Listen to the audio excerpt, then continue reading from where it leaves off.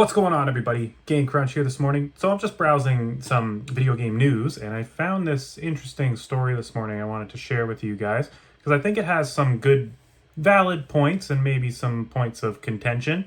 And I'm going to kind of explore kind of both options here, because I never like to really take one side. I kind of like to look at all arguments in kind of all lights. So let's just get over this here. So this is an interesting one. So the former Blizzard boss suggests players should be able to tip devs after finishing a game. So the former Blizzard president said most will dislike the idea.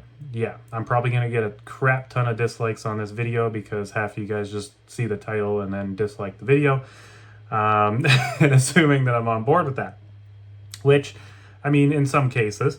So let's read over this real quick here. Should be able to tip developers. Speaking on Twitter, he said, "When I beat a game, there's some that just leave me in awe of how amazing an experience it was." I agree with that. And some of the games that he lists here, hell yeah, like I agree. Often I've thought I wish I'd give folks another $10-20 because it was worth my initial $70, and I didn't try to nickel and dime me every second.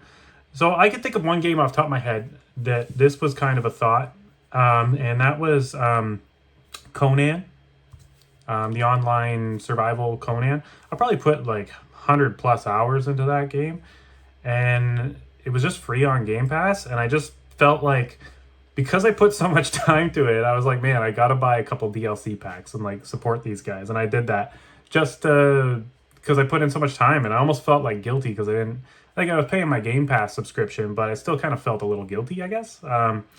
So I just felt like they deserved it, so I bought a couple DLC packs.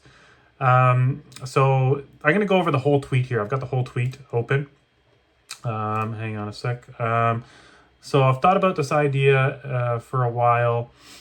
When I beat a game, they're just some to leave me in awe, blah, blah, blah. Often I've thought, yeah, that's pretty much what they said in that. So games like Horizon Zero Dawn, Gears of War, I believe, Red Dead Redemption 2, Baldur's Gate 3, Elden Ring, yeah, all fantastic games.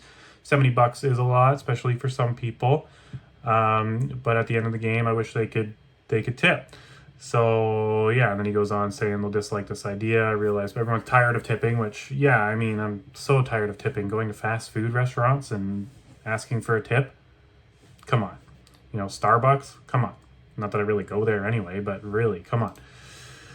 So Ybarra is quick to point out the same point. Yeah. Ybarra lists the games. So many developers have virtual tip jars. So that's more your indie developers may have virtual tip jars. He points out that it's not really a thing, like rarity in big budget gaming, which he's right.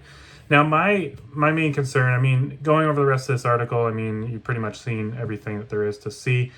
I'm probably going to leave it up on screen so you can kind of read it as I talk. But yeah, you can tip minor developers, and I do feel like that isn't the worst option in the world. You know, I've definitely played games, like I'm playing through, I don't even want to say I'm playing through, because Dragon's Dogma 2, I think I'm on my third playthrough of this game, and I've definitely got my money's worth out of it at this point. And, you know, games like that, sure. I mean, I bought 2 copies of Zelda, Tears of the Kingdom, one to keep sealed and one digitally. And because you know, it's Zelda, it's one of my favorite game franchises. So my main concern, I guess, with this would be, and I think that's kind of the same concern when it comes to, you know, tipping at a Subway or tipping at a Starbucks. Is that money actually going to the employees?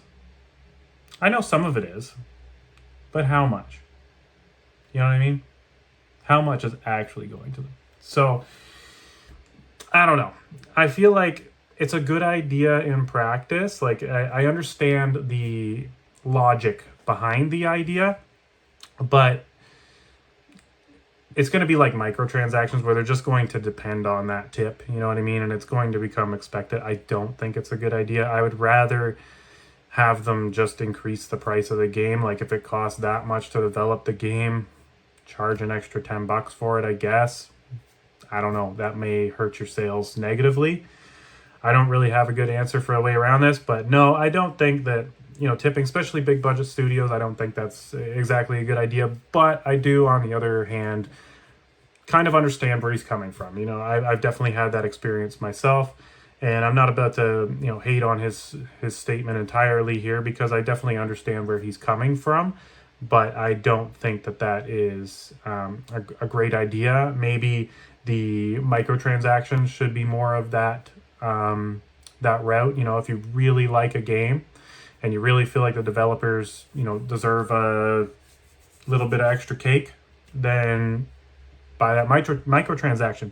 But the thing is, when you buy that microtransaction, that's not going to the devs. I'm sorry. That's not going to the devs. That's going to the profit pool of how much they made off the game. So are you really helping the developer? You know what I mean? So I don't know. I can kind of see both sides of this argument. I'd love to hear what you guys think of this. Tipping your video game developers. I don't know. That's going to be a controversial one. Let me know down below what you guys think.